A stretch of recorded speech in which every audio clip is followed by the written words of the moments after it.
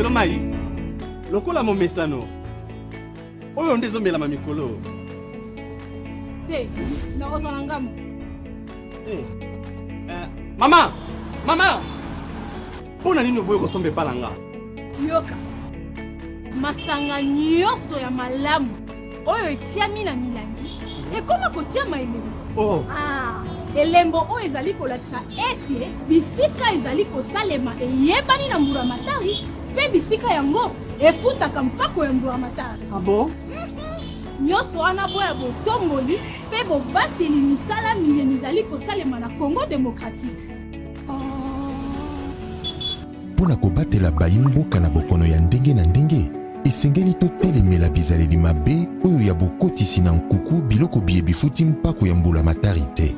Tosalela banso oyo babengi marquage sécurisé, bolandeli to pe traçabilité na ekenge kofungola miso ga na kosombaka kaka biloko miye mifuti mpako.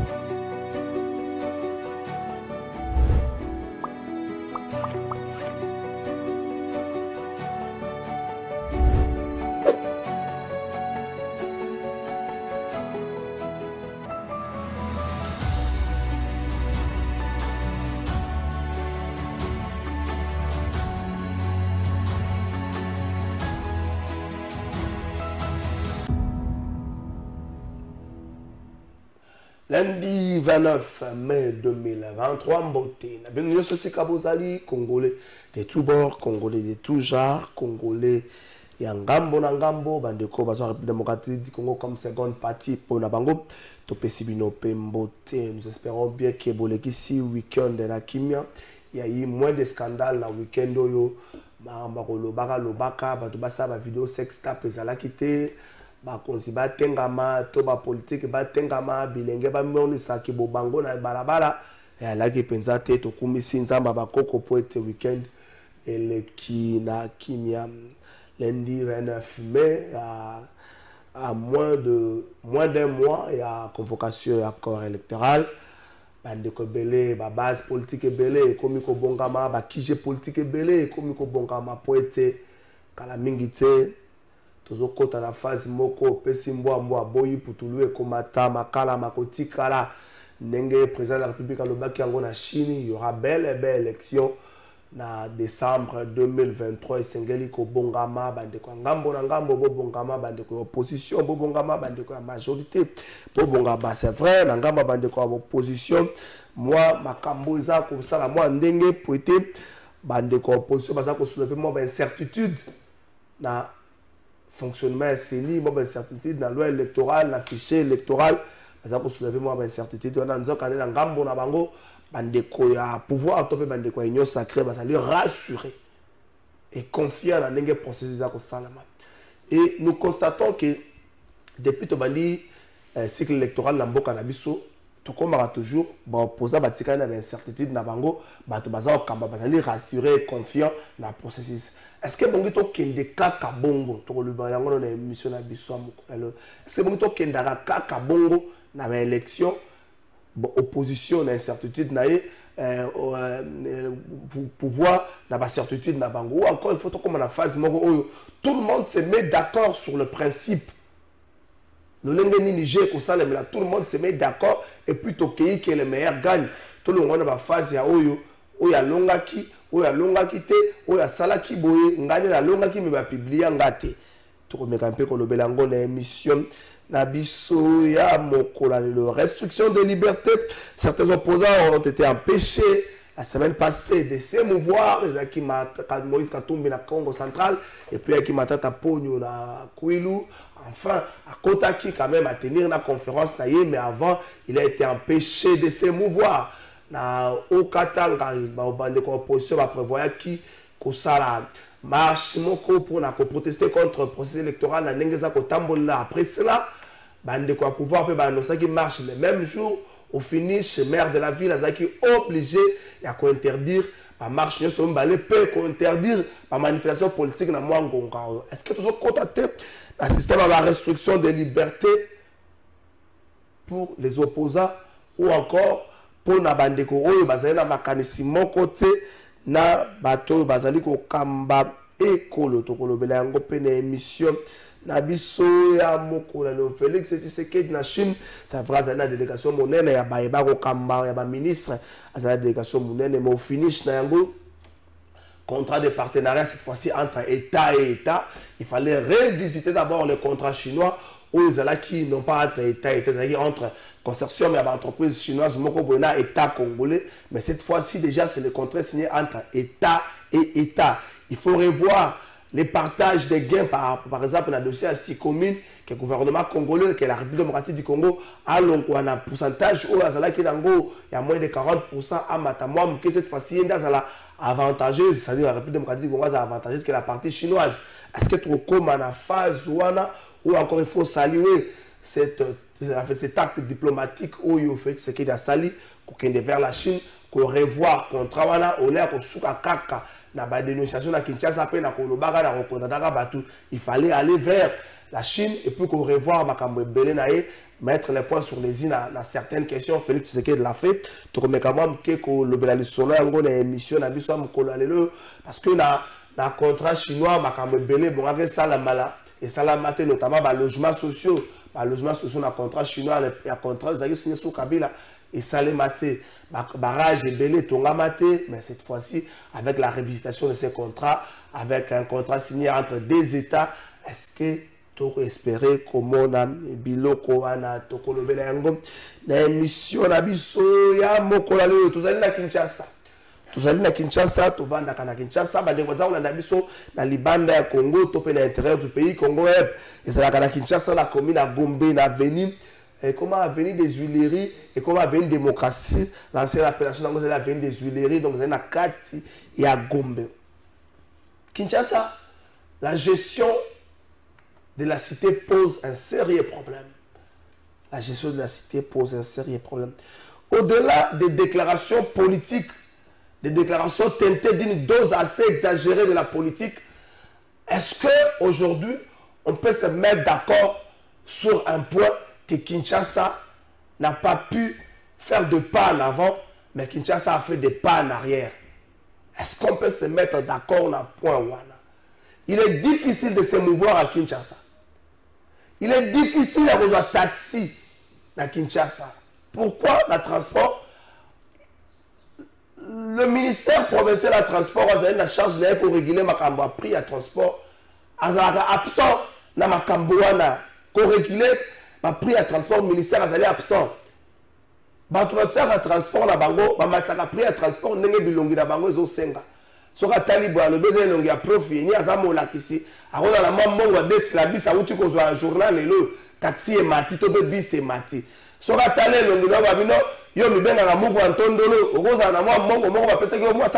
la communication, taxi est mati. Or, il y a une tarification à ville où elle détermine la course. Est-ce que Ngobila n'a vis naye je vis déjà aujourd'hui à l'IPN. Na tourné koutou bandeko ba chargeur na tourné bango boye bisanga. Pris à bus, il y a bus kolongwa IPN tiga centrale za combien bisanga veiller ba na nango le sosouté. Et comme un chauffeur a tali bilonga bato ba na arrêt ba matisi. Je me pose la question. L'autorité urbaine est là ou bien zate? Et ça la taille ko lobaraté aux allées qui nangai au rolo belanga ba kambuté. Prenons le cas de l'Assemblée provinciale, cher Kinois. Prenons le cas de l'Assemblée provinciale. Est-ce que cette Assemblée provinciale existe? Ou encore il y a un groupe de gens qui se réunissent et qui se font appeler députés, qui se réunissent pour quel travail que les Kinois ne savent pas, et ils se font appeler députés avec des discours comme Kinshasa Romana Minda, Kombin Nangayi, Basala Salon. Est-ce que les Kinois, Bayebi Moussala, et les députés provinciaux là-bas? Les Kinois. S'il faut prendre des appels, la question là, j'accepte de prendre des appels. Est-ce que les Kinois, Bayebi Moussala, l'Assemblée provinciale, et Salé Libango, toujours qu'il y a la 5e année en gros? Président de l'Assemblée provinciale, pasteur Godin Poy, vice-président de l'Assemblée nationale, maître Chibala Bala, questeur Zaka Papi, Mpiana, je crois, rapporteur, Ezalaka Junior Lemba, n'a pas de combat, n'a pas de fonction, maman, n'a pas de maman, moi, c'est un ministre et affaires sociales, n'a pas de fonction, Zakanango, n'a pas questeur adjoint, je crois. Questeur adjoint, bureau à l'Assemblée provinciale, il y a un député, l'Assemblée provinciale, vous avez un maïl, le quoi, ma gloire Kabemba, Batamaïl, Bazali, l'Assemblée provinciale, ma gloire Kabemba, Mike Moukebaï, bandeko na ngai moninga na ngai Eric Bokula asaba na assemblée provinciale. Est-ce que mon salaire assemblée provinciale wana salaka bakino boyebi yango? Est-ce qu'aujourd'hui vous êtes fier ya ba élus provinciaux na bino batu bopesaka mandat na Kinshasa basala po na bino ba bongisela bino Kinshasa. Kinshasa bobika na kimia. Est-ce que vous êtes fiers de ces gens-là? Vous êtes fiers na bango? Na ebite soki vous êtes fiers bino batu bokoyeba soki vous êtes fierté bino batu na tika la kana na Kinshasa. Les bourgmestres nommés récemment baza wana pona musalani. Bayebi sala bourgmestre ba suspendre na Kiseso. Aya na mobeko moko soka moni mwana mobali la kilote akangi ye. Oza kuluna na Kiseso bato batambola na kilote akangi ye amende 50 000 francs. Soka moni mwana mwasi na assemblée akangi ye amende 50 000 francs. Ma vo futa mana ba ko vendre son journée mobimba na commune na soka journée futi 50 000 francs. Na yebite. Anen bato kanga de bango ba doka ba bourgmestre. Bokanga bango. Mobeko décision eza na kati ya mobeko moko te mais appliquer ngo mbongo pe ba congolais azui mais buta bongo de la suspension bokangaye ba bourgmestre bazana o batia ki na kiseka na Kinshasa. C'est vrai, on peut se dire bilan na bango patati patata mais mon sala nini bazo sala awa na boulevard du 30 juin ba bande ko créer ba caniveau pour ba évacuer kaka bilo ba déchets wana ça dit plus d'une semaine. Na boulevard du 30 juin. Sur le boulevard du 30 juin, c'est plus d'une semaine. Et bon, on a qui sait ça. Na Makala, na Bumbu, na Selemba, et ça, na Koloboni. Est-ce que ces gens-là savent pourquoi bailler wana? Est-ce qu'il faut peut-être pas multiplier les séminaires pour un bateau, parce qu'au combat territorial, pas multiplier les séminaires, il y a gestion, il y a leadership, pour bailler bailler Moussa, ni bazar au sale. Ils ont plus de langage, ils ont combattre le chef d'État.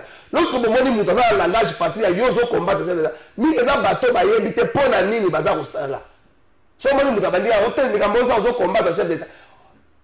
Les administratifs n'ont pas pour mission de combattre le chef de l'État. Le chef d'État est arrivé, il a trouvé des lois dans ce pays. Il fait un effort pour respecter en gros. Alors, il y a besoin de la place pour respecter la Mibeko et Mboka. Tu n'as pas comme mission de combattre le chef d'État. C'est un langage faible. Au moment où tout le monde a terminé de parler du peuple, on a tel combat le chef de l'État. On a un langage faible. Les gens qui n'ont peut-être pas mécanisé en place. Pas bourgmestre, bazar au Kamba. Pas bourgmestre. Est-ce que Moussala Bazo Sala, pour ce moment, Moussala Moko pesé à l'Okoum, pour la sous qui s'attendait dans la région. Les Cambois, il y a sous-traitance. Les gens vont dire peut-être, tu fais une fixation. Je ne fais pas une fixation. Les Congolais en souffrent.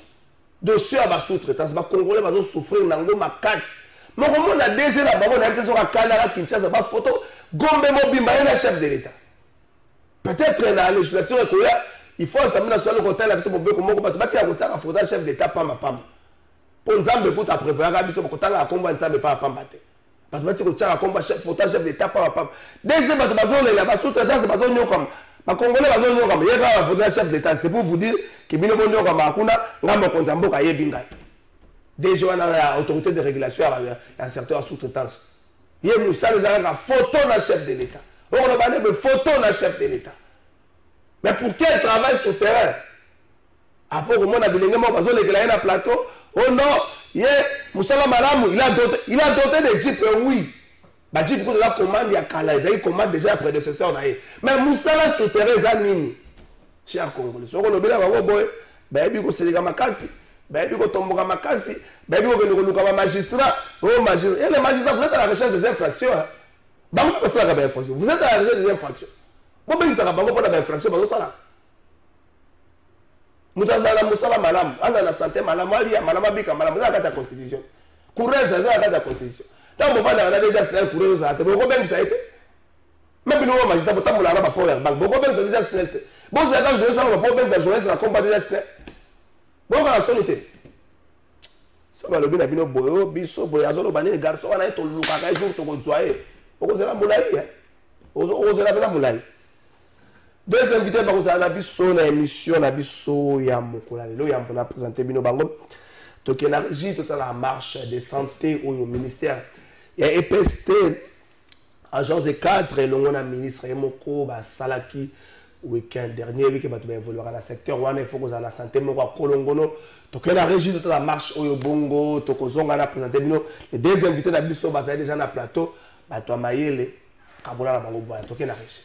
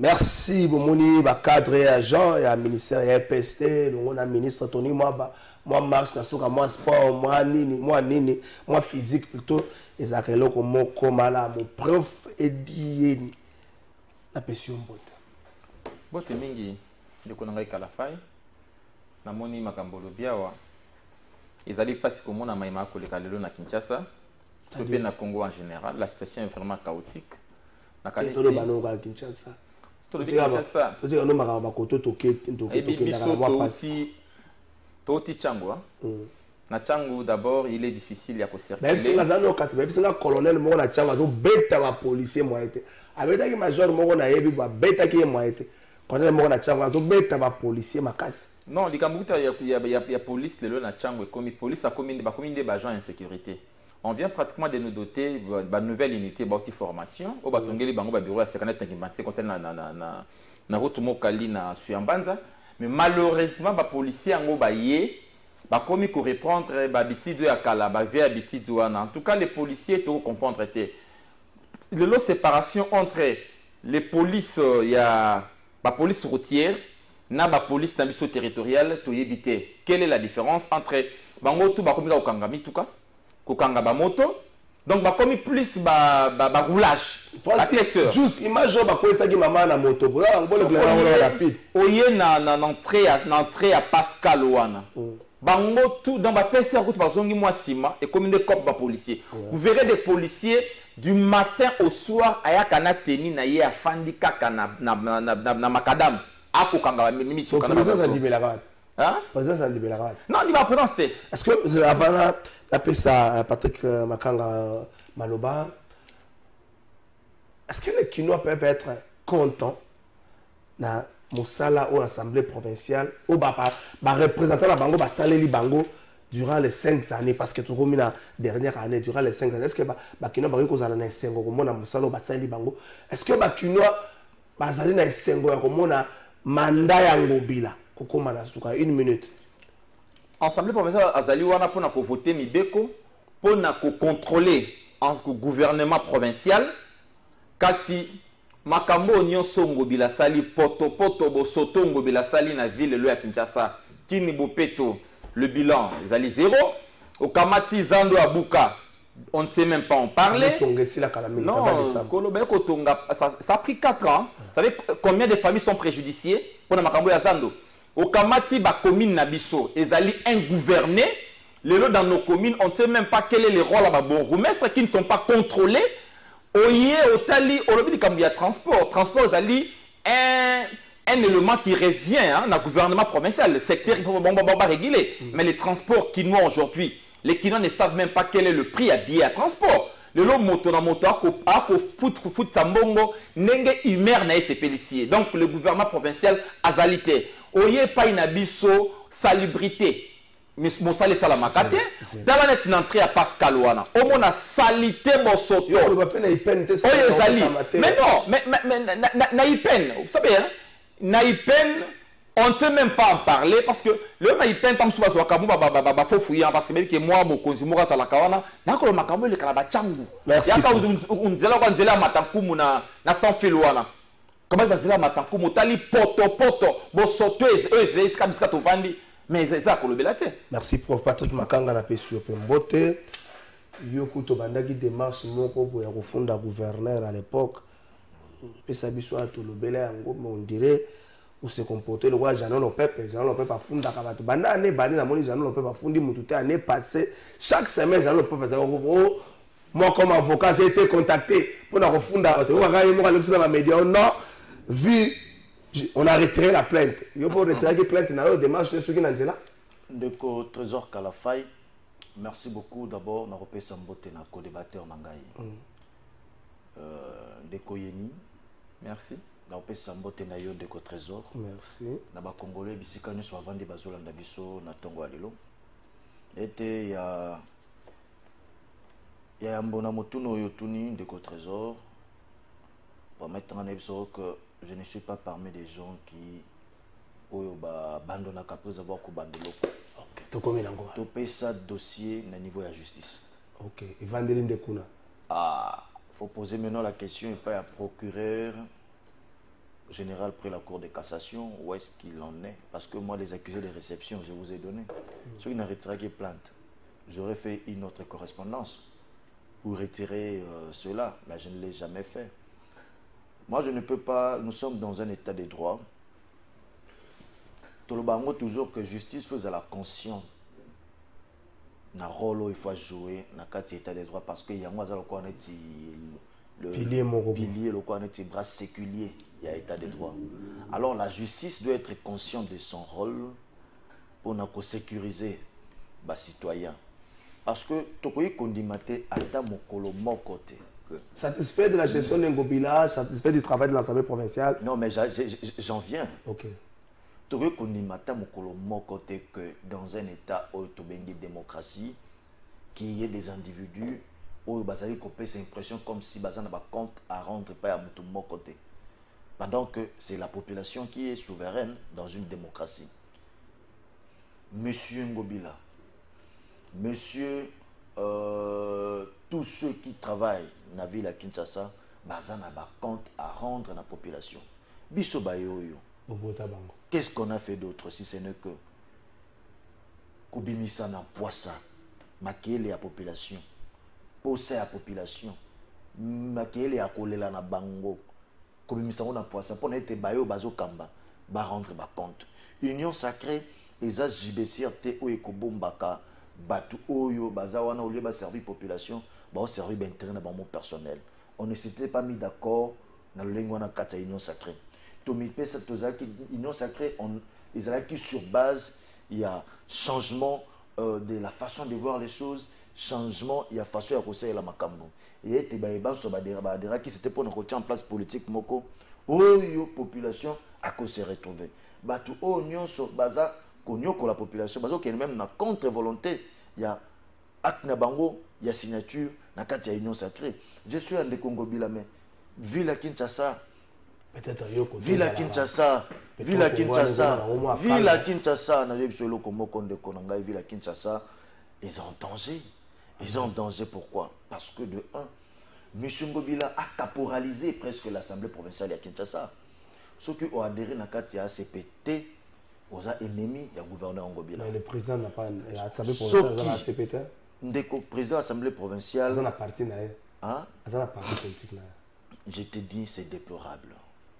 C'est déplorable. Le président de l'Assemblée provinciale a la ONG Nae Godem Poi. Fondation Godem Poi, où le gouvernorat provincial est subventionnera na subventionnera ONG Nae. Parce que Basala Ramoussala nani na soi-disant à côté à Bandalwana. Imaginez qu'il y a déjà conflit d'intérêts. Et en principe, la justice devrait ouvrir une enquête contre M. Godin pour M. Gentil parce qu'il y a des soupçons de corruption ou de pots de vin. Mais malheureusement, rien n'est fait. Hormis cela, toujours dans il y a un gouvernement provincial. Rapporteur, il y a l'Assemblée provinciale à Kinshasa. Il s'appelle M. Junior Nemba Lemba. Il est membre, président de la Ligue des Jeunes, il y a ACP. Et ils allaient M. Ngobila, je pense qu'il a expliqué qu'il y a plein de temps à Kotsaki. Et ils allaient M. Ngobila. Ils ont rapporté à Saint provincial à Kinshasa, Junior Nemba Lemba. Ça va tout le monde se prétendre dans le mandat électif parce que rien ça. Dans le parti politique, et ça va pratiquer au décrier en époque Joseph Kabila Kabange. Mais curieusement, comme si personne n'est là pour hausser les tons. Dans le Baka, à chaque fois, marché de la liberté, comment elle est gérée? Kende kota la poubelle des poubelles. Kende kota la ngungi na quartier Nzouambombo. Mais administrateur marché de la liberté, on a vu que azo dépend du gouvernement provincial de la ville, azo dépend de la commune. La commune, gouvernement provincial de Kinshasa. Administrateur est intouchable, c'est un tout puissant. Il est intouchable pendant que la population a souffrir. Maman Godé, Babotoli, Maman Godé, le pas.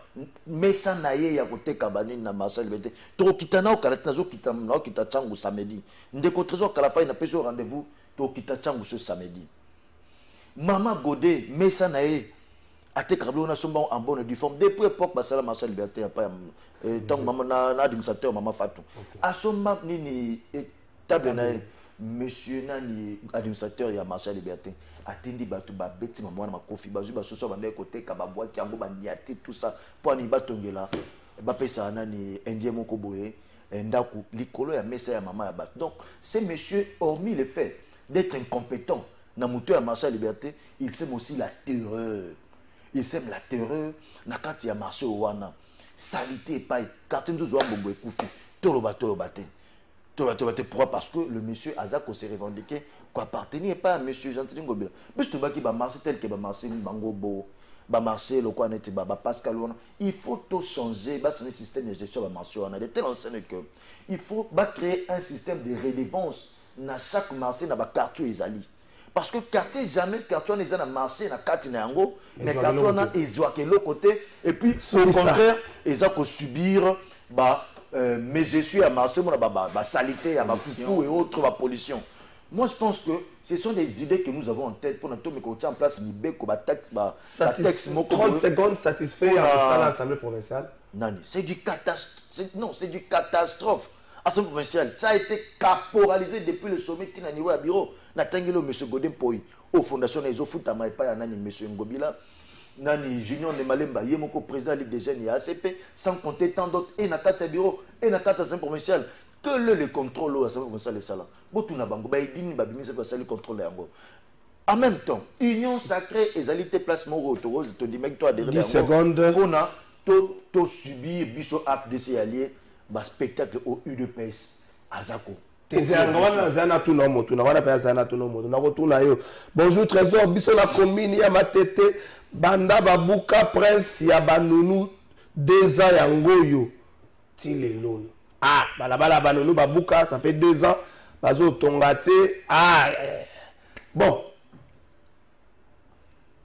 Quelqu'un vous dira à Kinshasa que la gestion de Ngobila est mieux. Kinshasa est comme une baminda, bachaka papillon moko na décembre, bazo komba balabala. Quelqu'un vous dira comme ça. Ngana boina ngakota kota tsona. Mais moi ça va seconde.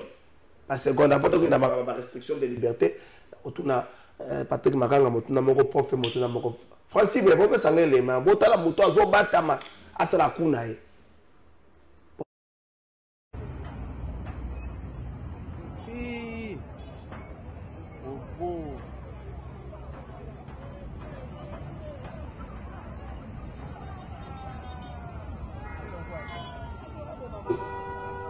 Bato babetaki bato na marche mbano na bango ezanini ba policier champion à boxe champion à nini babeta ya nzete ya taichu babetaki bato na marche mbano na bango ezanini agent de roulage agent de circulation routière plutôt est-ce que possible okangi ye mama wana banga ta poa mama wana te andimi akoisa moto chef d'état za na Chine moi to ba makambo ebele te prof 30 secondes à Makambouane, l'image de tout le monde. Oui, c'est l'image les lois ya police Nabiso. Et ça, c'est vraiment l'image, il y a régime, tu sais, qui nous a pratiquement habitués à scène dans le lingue Oyo. Parce que, ce que tu as dit quand même, quand Babeti, tu as dit Babeti Moana, mon chef de l'État, il y a lobby, Je félicite la police pour mon salaire kitoko basali, sans pour autant que le bata un mot pour nababi oyo police à commettre. Donc aujourd'hui, c'est une police au service du régime. Une police qui commet babi, sachant que pour reproduire pouvoir na bango bana pour ça la police, va occuper policité. Et les locaux yoto komona c'est tous les jours ndeto. Même si il y a entré à Pascal, oyo ba policier ba ko beta, ba ko kanga illégalement, illicitement. Vous avez juste des policiers qui ne les sont même pas. Au bas benga ba bureau ceux qui n'ont pas recruté ba bureau de na bango wana ba recruter afandi wana ko semer terrain ba PC police jeep mais jeep wana comme nango engin pour na ko transporter ba moto ba kokanga. Et tous les bons policiers aujourd'hui na Kinshasa sont des chauffeurs de moto. Donc avant de dépendre comme un bon policier, il faut qu'on ait le combat moto. Parce que la monnaie va doser moi mukena croisement ni va doser moi. Non, ceux qui a doser mais partout ailleurs. Aujourd'hui makambo ko sale moye pa na biso na liberté wana. Omoni so comme ga na ceux de mouton la liberté. Bana moto ba le kakalokola donc lokola ba ko de chasse. Et dit que awana zana ba prédateur liboso. Na Pascal pona akota na ceux de mouton. Trois pignons à Balikakamba, tout à moto. Donc il y a un accident aujourd'hui causé par un policier sous l'œil complice du gouvernement. Parce que c'est le gouvernement qui est censé réguler et le gouvernement ne fait rien. C'est pratiquement l'image fractale. Il y a un régime même en termes de gestion à Bango. Merci.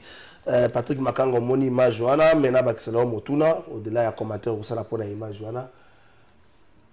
Est-ce que le Kwebo est le mal-aimé de l'Union sacrée?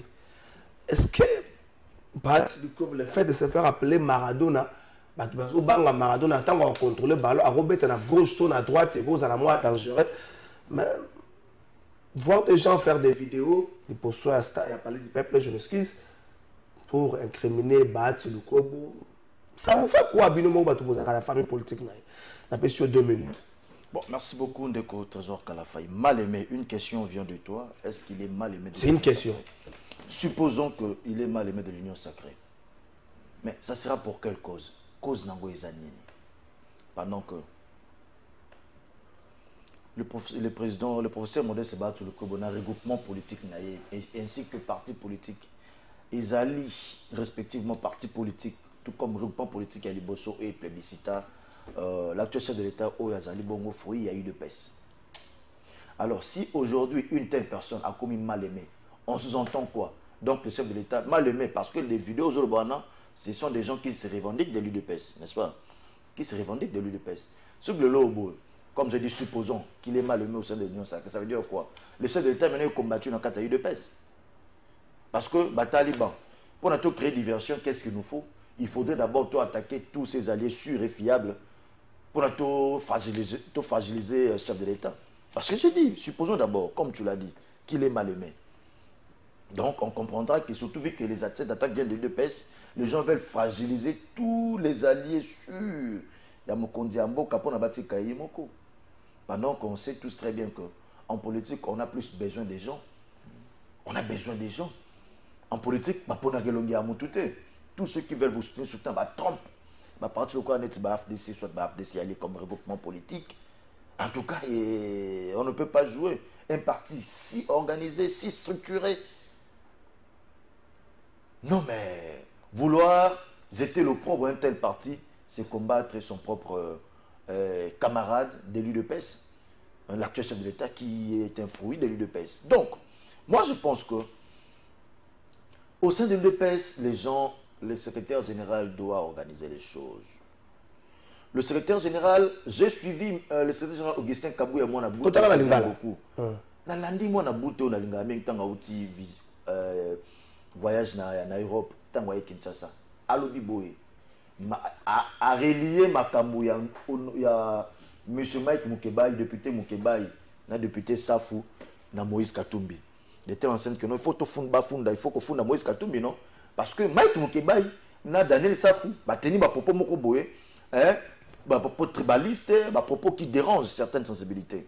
D'accord, on est d'accord. Maintenant, dès que le président du Sénat, le professeur Maurice Batsoukobo, s'est fait insulter aujourd'hui Comme un moins que rien, un professeur des universités. Il y a un respect qui est dans la balle. Qui respecte dans niveau. Un professeur des universités. Quelqu'un qui a longtemps travaillé pour ce pays dans la société civile. Maintenant, quand il s'est fait insulter comme ça par des individus qui peut-être des fois, individus qui des fois, comme il y a un talent, il y a professeur Modeste Batou Kobote, tant que bateau finga, tout relié à un secrétaire général à UDPS. Donc vous fondez secrétaire général à UDPS. C'est le normal, hein. Voilà. Parce que Batouana, Bazali, ko finga à longueur de journée. C'est là le belango bien. La logique, cours à logique.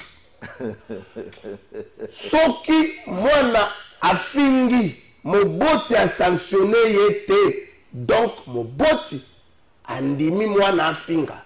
Et l'ingi kolobani, tant que CG a eu des pèses, alors que Mike Moukeba, na Daniel Safou, ba fingi, sans pour autant parti, na Mokambia parti, ba sanctionné, bango, l'ingi kolobake, Mokambia parti, na parti bandimi mafinga wana na logique eza normal si logique va mi balé lokola bilenge ya IDPS bafingi Bahati Lukwebo batu moko baza ko s'identifier comme bilenge ya IDPS bafingi Bahati Lukwebo CG ya IDPS awuti mikili na poto na place publique a condamné yango te donc Augustin Kabuya ndimi mafinga wana conséquence conclusion siko na logique ndenge ezalaka bafunda ni paye la justice.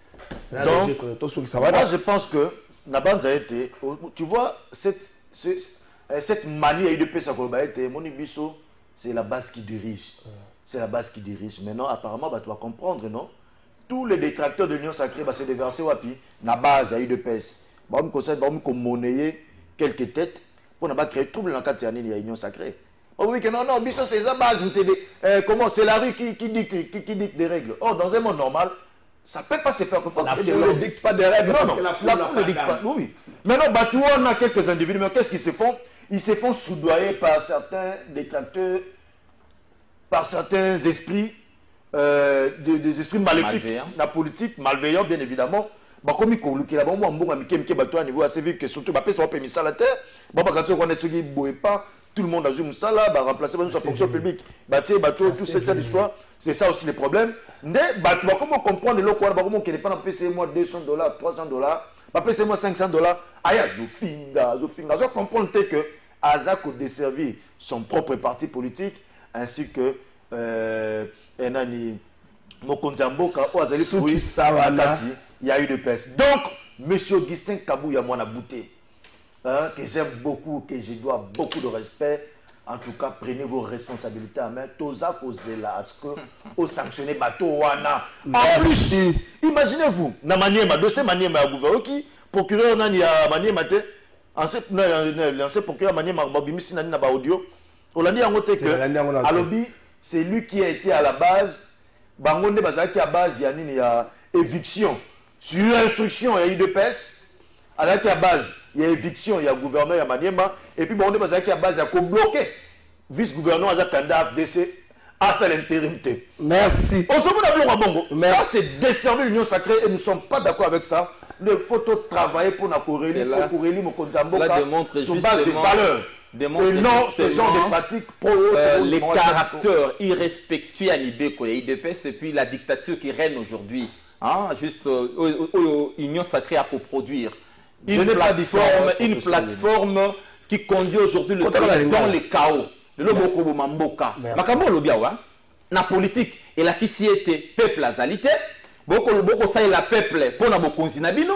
Car c'est tant qu'on a 100 jours. Peuple azalaka wapi na 100 jours. Tant que beaucoup zambongo ko kende na ba paradis fiscaux. Peuple azalité. Tant que beaucoup mi pesa ba pari à Lyon. Peuple azalité. Tant que beaucoup za ba 21, ba 30 000, 300 000. Yemoko mokonzamboka ebele. Peuple azalité. Mais peuple azalité kaka sokio tout na peuple base ici et koufa. Si vous moi 10 secondes c'est de Koyeni. Tant vous balancez programme à 145 territoires peuple azali. Tant vous le lot avec assez d'intégrité. S'il vous plaît, tant on a Kasangulu. Moi Kasangulu peut mettre à Kinshasa. Ils ont na bano bande ko tanga na se. l'État a un bureau administratif de mon côté. L'État a un bureau administratif. Bah école le tongami bana wa ndota na mabele na se akomi kovana na ba otang lwa bana bato nyonso. Wana le Boza Makasi. Oui, 600. S'il vous plaît, c'est bon justifier. S'il vous plaît, prof, s'il vous plaît, prof. Bonjour Trésor, loin d'être un prophète du mal, l'équinois va être prudent avec les politiques. À Brazzaville, la Nouvelle, ça avait commencé comme ça et la suite n'était pas agréable. Les cartes ne se jouent pas bien. Attention, attention, John depuis Brazzaville. Merci Ndeko John. Bonjour Trésor, oyo Ndeko Patrick Azoloba Eza Makambo, oyo tozomona yango sur terrain. Biso na Pascal et comment passe poto teka. Awa, sikoyo bana na biso bakolia nini Maman Mado. Merci Maman Mado. Bonjour Trésor, la situation pose problème à Kinshasa, surtout les policiers. Il y a bureau D, il y a jeunes et communes à passer. Route Mokali Koutukolobate. Bonjour Trésor. Aujourd'hui, c'est Kabouya qui conduit les chefs de l'État na ba faute nyonso oyo lelo moto epeli na pouvoir na bango. Bonjour Trésor. Lelo monsieur Ngobila à Tséville, ya Kinshasa en danger. Makasi kolekana Kimbuta. Alors, batu na yepe nanu pour la dossier à Maïndombe Oyo, Batu Bakoufa et Belé. Merci. Restriction des libertés, on en parle. La famille politique et biologique, il y a Jean-Marc Abound, Batomboli Mungongo, pour la Pekissi et ma visite, même il y a famille biologique. Est-ce que position Jean-Marc Abound à Zarinango et Singeli a interdit même de ma visite à la famille? Mon bécoli Konzi et PCN Dingisa était à mon abandeko, aye. Pe ba camarade ya parti politique na ye Moïse Katumbi na Kasangulu la semaine passée par contre à Congo central ba pekisa qui est Matata Ponya avec la même chose malgré que Matata Ponya a fini par Kokota Bandundu pe asalaki conférence na ye. Est-ce que tout comme na phase oyo que bandeko bazali na makanisi mon côté à politique na union sacrée ba cause na difficulté à se mouvoir surtout la période autre que na la période moko préélectorale.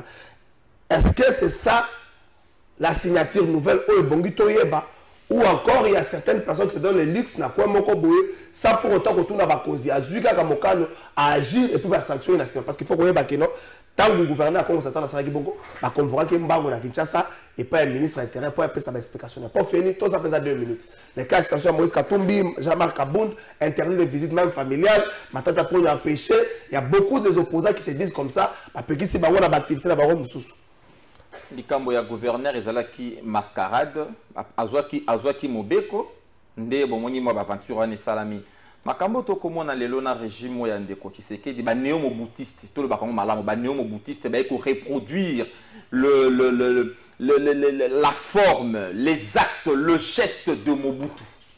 Hein? Le néo-moboutiste IDPS et Salamaka bato tebi ke IDPS nde basala ite tobo ma démocratie na mboka oyo na 60 oui. Mobutu, Kassavubu, Lumumba, une démocratie, Mobutu arrive et ses amis locaux là-bas, Tshisekedi, vont paralyser à Tché gouvernement. Je parle de Tshisekedi, les créateurs de l'UDPS. Je parle de Tshisekedi. Il n'est pas le seul créateur. S'il vous plaît, je vais vous expliquer calmement. Tout dans le time. Tango Toye, hein, na 77. Je vais expliquer comment l'UDPS est parti. Donc, il y a tout un mécontentement autour parce que Tshisekedi devrait remplacer. Dans la tête, il y a présidence, il y a assemblée. C'est comme ça que tout est parti. C'est lui juste l'acteur principal. Donc, l'IDPS, c'est un parti qui ne peut pas. Un parti, c'est la démocratie. C'est la démocratique. L'IDPS n'a jamais été une démocratie. Parce que comment un parti local, l'IDPS, par exemple, organisé le congrès de Mango Liboso en 2011. Vous imaginez un peu, c'était pratiquement un monarque à la tête de l'IDPS. Et les lots, ça continue comme ça. L'UDPS, ça vraiment toutes ces facettes. Et surtout ce régime, ma facette tribale, ma facette, il y a violence, ma facette, il y a ma restriction, ma liberté. Or, quand il y a démocratie, quoi de plus normal pour la politique à l'opposition, opposant. Parce que la conscience, le moment qu'on lui conduit, et pour garantir ma liberté politique. Entre autres, la liberté, il y a manifestation. Il y a manifestation, le coup là, marche. Liberté à se mouvoir, qu'on organiser conférence, topelo comme sous. IDPS wa Yemba wa Mobutu wa Kanyengai, Kabila Kanyengai, IDPS de l'on a bokonzi. Quelle est la leçon à tirer? Est-ce que ce pays, c'est encore, nous sommes encore dans un régime autocratique? Hein? parce que la liberté, concentration à pouvoir, justice na boko na bango, aucune de connaît lobby awa batindi justice ba longola ba bouaka gouverneur libanda et pas de qu'on a biso union sacrée. Bango moko ide personne va contrôler justice, va contrôler gouvernement, parlement quand n'en parlons pas parlement va palissade na $21. Il contrôle le parlement. Donc c'est pratiquement la concentration à pouvoir et pas ya motomoko. Nde moni chaos et sangani encore na ba détournement, corruption, concussion, otali, il y a de restriction de liberté, de vie et comme non seulement vie et comme violence partout. Violence partout. Bonjour Trésor, prof, azo sala batu, ba leçon ya gestion pendant que Muzito a bomba mboka na contrat sur nos Congolais. Voilà message en déco. Je n'ai rien à voir avec ça. Donc voilà message comme Elio. Déco Patrick Makanga. To ba malamu. Ndeko Mozito. Zela. Voilà, on peut lui éclairer aussi. On peut éclairer ça à la terre. Est-ce qu'il y a certaines personnes qui cherchent plaire au chef? Vous avez une décision, moko boye, et ça pesa de constitution na biso kanda, notamment pour empêcher Batou de se mouvoir calmement et librement dans mboka na bango. Est-ce que toujours qu'il y a une phase où il faut miser l'opposition, il faut amoindrir l'opposition pour la politique libre cours na bande de union sacrée surtout la période où on a pré-électoral. Oui, Déco Trésor, ce qui est vrai, je peux ne pas être d'accord dans la pratique moussous au sein de l'UDPS. Surtout il y a quelques bateaux qui ont vraiment raisonné malamoté. Non, c'est le bateau qui va raisonner malamoté. Bon bateau va finir en est-ce que tu as fini en public à raisonner malade. Ni tout le monde tout changer malwandé. OK. Je peux ne pas être d'accord avec quelques bateaux va raisonner malamoté. La carte il y a UDPS qui se revendique aux ana UDPS, mais je ne peux jamais accepter ce qu'a dit Ndeko Yeni, que l'UDPS instaura la dictature dans la Kazamboka. Oh non, Félix Tshisekedi dit tout ça. L'UDPS avait plusieurs pères fondateurs. Plusieurs. L'un des fils fondateurs, l'un des fils, il y a un père fondateur, il y a l'UDPS depuis l'OBI, le vice-premier ministre, ministre en fonction publique, Jean-Pierre Liao. Je te dirais que Ndeko Yeni. La transhumance au pays. Ndeko Yeni. Vas-y. Donc, on va être l'UDPS, la dictature, c'est faux parce que c'est l'UDPS. Le leadership, il y a avec d'autres pères fondateurs, qui dictature, il y a Mobutu. On va téléméla qui Mobutu. Après avoir compris que Mobutu a un pays n'a l'ur, ils ont quand même haussé les tons. Et c'est ce qui a même créé des échauffourées terribles. C'est ce qui lui a même valu beaucoup de choses. Il a reçu des coups, des gaz lacrymogènes. Il faut te reconnaître Moutou, Nathan, sinon ils ont malédiction. Ceux qui m'boka, ils ont reconnaître Batou, ceux qui reconnaître Batou, Oyo, c'est Dona qui pone une malédiction. Parce que n'importe toute opposition, lui, les a pété. Dans quel sens? Dans le sens que Etienne Tshisekedi a demain, ville morte. Demain, c'est la ville morte. Restriction de liberté. Demain, c'est la ville morte. Donc, il faut te reconnaître chacun.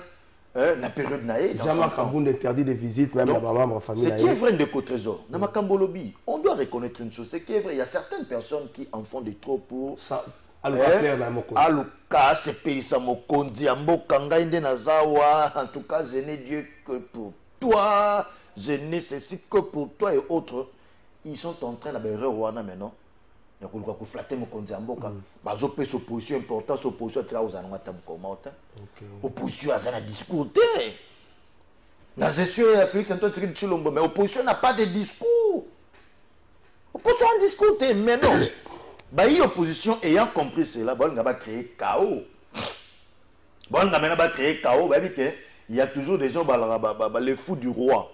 Oh, bakolinga ba ça mokonza mboka nonga nazalinga na kanga ki marche opposant wana tout ça du soir ba procéder ba gens à biloko wana pour nini oublions plutôt que ba procéder wana et ils ont repris opposition wana ti opposition ba konda uganga non ba boyi biso tokende botika ba opposer ba kenda tati na ba village d'ailleurs de Congo ska tubi chapo na Congo central fallait botika kende en tout cas les gens ne jouent que sur son nom botika katumbi akende Congo central akende bisika nga ka komati matadi Akeboma, aki bon Katumbi comme bomba na matata ponyo ya bomba eza bloqué babi na bomba kuna bomba biso bomba lelo ekufa et alikolo ndeko matata ponyo oyo a sponsor ba décision oui o ba appeler ça marché na port ya Ledia o appeler ça marché na port ya Ledia babi soki bomba lelo oyo et fonctionner ça matata ponyo entre autres Moïse Katumbi Tchapo, il y a aussi un dossier là-bas au nom de Moïse Katumbi Tchapo pour l'investissement dans le domaine qui a tout ça.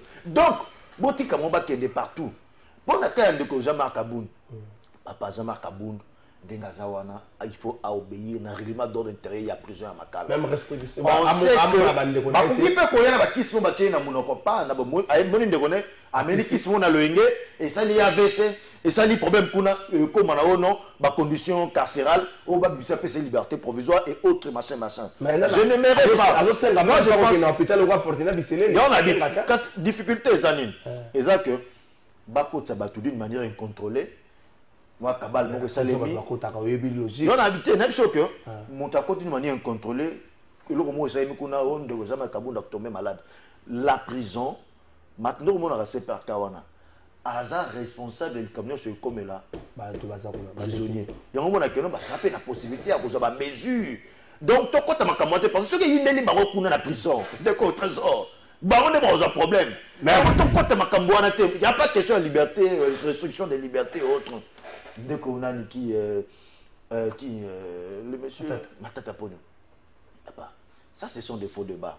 Les gens ont compris. Tant qu'on a la composition, opposition. Composition, opposition. Il y a le lot. Merci. Saline de Trésor, IDPS n'a pouvoir. Et Saline Monde a chargé vraiment ma souffrance. Président, vraiment mon frère, ils allaient vraiment charger. Ils ont été posés la canne de rôle. Bonjour, monsieur Trésor. Et bon début de semaine. En fait, j'aimerais savoir un peu c'est quoi l'IDPS ou avez-vous déjà vu un parti qui est dirigé par sa base et le ministre de l'Intérieur qui dit ne plus reconnaître les forces du progrès. C'est quoi cette force? C'est une milice, Joe Pax. À tout un arabe à question. Il y a confirmé le retard, tout un arabe à question. Juste pour qu'il y ait un message, j'aime l'arrogance des hommes politiques au pouvoir et la déférence des opposants. Au Congo, les partis politiques sont des biens privés et ces derniers illustrent la gestion prochaine de leur exercice. Merci Ndeko. Il a raison. Bonjour Trésor. Bonjour aux invités de la part de Victor Makwala depuis Mongafoula. Le problème avec l'IDPS, c'est M. Kabouya. Restreindre la liberté aux opposants, ce n'est pas la solution pour vaincre les sociales, ni les sécurités et le tribalisme. Confondez les alliés Francis Beya. Confondez les alliés Funda. Le lengue makambezo kendela. Ezo kene malamu mingi te. A message bandeko zebele bolimbi sa soki na tangi te bandeko bakoma ko silika. Otanga ba message opona bilongi à téléphone. Bonjour Yebisa tout Yebisa bango tout vrai opposant à Congo Zaïre c'est Fayoulou et puis la ville morte Ezaya dynamique et opposition. Ah merci Ndekwana. Information na même na muto yebita ngo bandaki zo peut dépendre na aéro tamaki tamusuma kambuza dake c'est sile. Problème exactement qui les bandits les lots tenez bozo mona Mbappé we ba ke Michel Platini azaka na kala barumili ke pe bazaka na kabino bozo kazaka mokile bandits Mbappé na Neymar. Est-ce que à l'approche de l'élection depuis le bandit cycle électoral en Mboka Biso tu as deux tendances à la veille élection. Bon opposant Gambo bazaka pas d'accord dans le processus dans son entièreté, bah tu pouvoir bazaka d'accord dans le processus. L'IDPS n'a pas été d'accord dans le processus électoral nécessairement dans Mboka Biso. Aujourd'hui, l'IDPS est d'accord dans le processus. Est-ce qu'on va arriver à un moment où tout le monde se met d'accord dans l'accord de principe et puis au KIB, tout ça va résultat, il y a une élection, tel a dit oui, tel n'a pas dit, tel croit tel n'a pas dit, ayebake eloko zanga eza imperium soki Martin Fayulu akufi lelo eloko zanga ya koyebaka eloko zanga eza imperium. Est-ce qu'il faut tokende kaka na angle wana ou encore il faut qu'on à un certain moment serait qu'on se mette d'accord dans l'accord de principe? Ndeko Makanga ozanga na 2 minutes c'est quand même comment il fait botami na 80 Ndeko Kalume waki président assemblée nationale akufi tango akufi Tshisekedi akozila ba remplacer na Mobutu Mobutu va nommer Nzondomio tango Mobutu a nommé Nzondomio Tshisekedi mécontent et les 13 parlementaires on va dire poser la yé à l'éca à pistonner bango. On a expliqué l'histoire de l'IAO et autres. Ndebak dimi ba créer des pestes. Et puis il faut encore ramener à 77. D'où vient réellement l'IDPS? On va expliquer en gros. Parce Bon, que c'est pas le mobile un parti créé par Mobutu pour nous tromper. Peut-être qu'on va expliquer aux Congolais c'est quoi l'IDPS. Merci, voilà la parce prochaine que émission. l'IDPS en fait a un peu trompé Batebele. Ah ouais, c'est pas la prochaine émission. Oui. Au Lobby Kamboya, on n'aura jamais consensus tant parce qu'aujourd'hui si nous avons la CENI, CENI va créer un gros point de dialogue entre les différentes parties prenantes. Il y a un procès électoral. Pour Nanini, c'est parce que chez nous, les acteurs ne se font pas confiance. Et puis, le ministère à l'intérieur, la structure traditionnelle censée organiser ma paponomie, ils allaient au service, on croyait qu'ils étaient un service à pouvoir. Mais tant que tu as CENI, les CENI aussi, l'indépendance d'un est commis préemptée.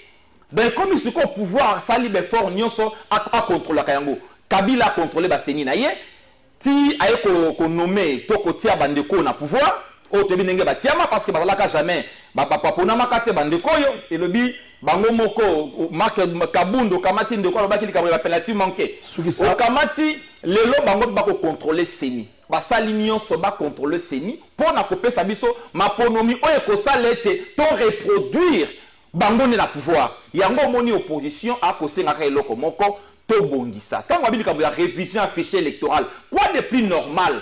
Quoi de plus normal?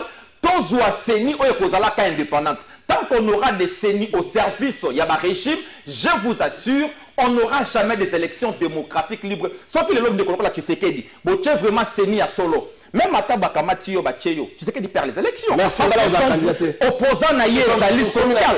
Alors lobby a respecté l'opposition, c'est une institution chez nous. C'est justement dans la rhétorique de ces pouvoirs. Merci. Un problème, n'est pas qu'on respectait. Et puis le vrai opposant. Merci. C'est pratiquement le marché. Merci. Dollar, merci. Insécurité, détournement,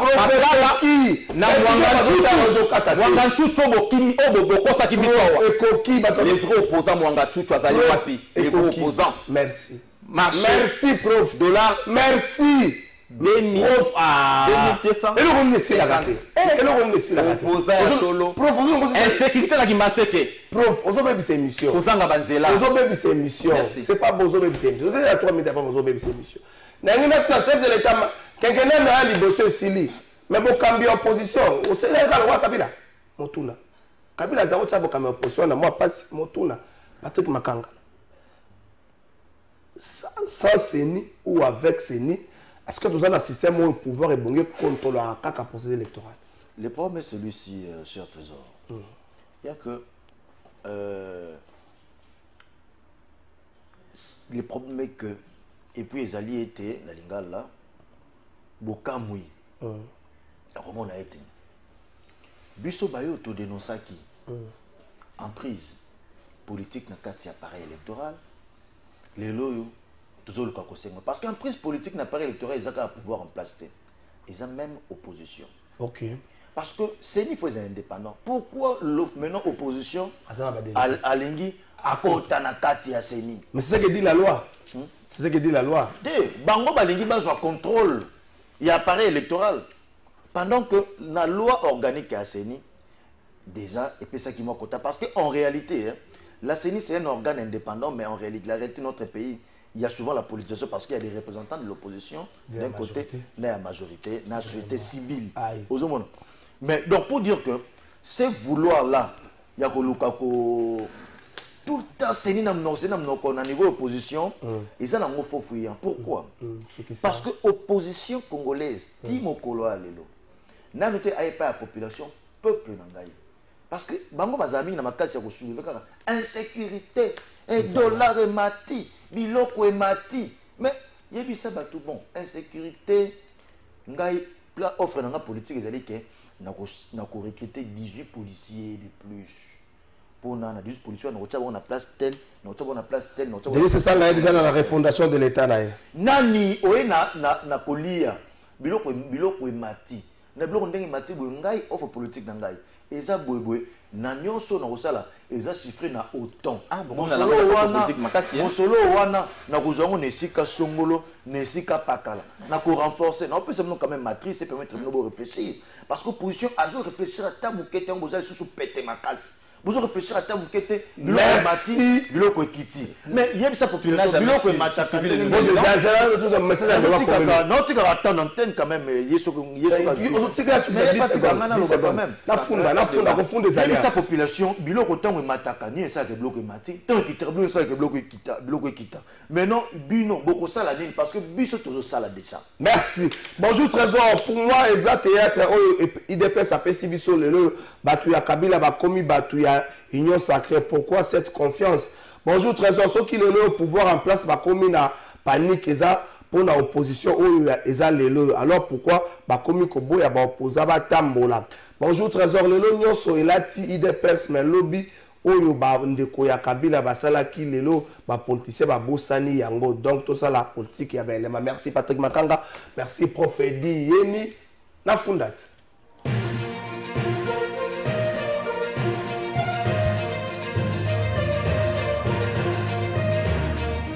La funda sikoba. Tama mo konje kolo. Au fundo de ba na funda lelo population de Sengia. Merci. Tata mokonzi ekolo mwana afundaka bato aye. Tata mokonzi ekolo kofunda lelo ezali risque ya embrasement ya Congo. Tata mokonzi ekolo constitution pesio makasi lelo ezali garant ya bon fonctionnement ya institution. Tata mokonzi ekolo likambo ya tribalisme ndenge ekomi kotambolela tokoya kokabwana. C'est vrai ebandaki na moke bato bazolo bango na kobatama. Mais le loba tu vas comme kolobango na makasi ba discours à mabe ezali ezala bande kwa union sacrée za bande kwa opposition na ngambo ba discours à mabe ezali tata mokonzi ekolo ozozonga na Chine lelo betali kofi na mesa ndenge tolobaka na Kinshasa panzana no makambo tia pole pesa justice makasi akanga ezala na union sacrée za na opposition akanga bato nyonso bakoya na makanisa bokabwani tata mokonzi ekolo nazo avertir yo nzoka nde Ojefrem nani aibi yoyo ya bana lupango ekei mbongo emonani te 1,5 million na kozongela ngolobi kofunda lelisi